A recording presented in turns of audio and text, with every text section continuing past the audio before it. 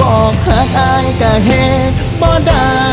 ยามคิดฮอดอยากกอดก็ได้แค่คิด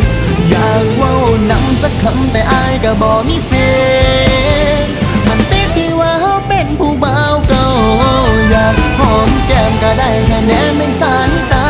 น้ำมันไหลออกตาย้อนว่าฐานะเฮาบ่คือเก่า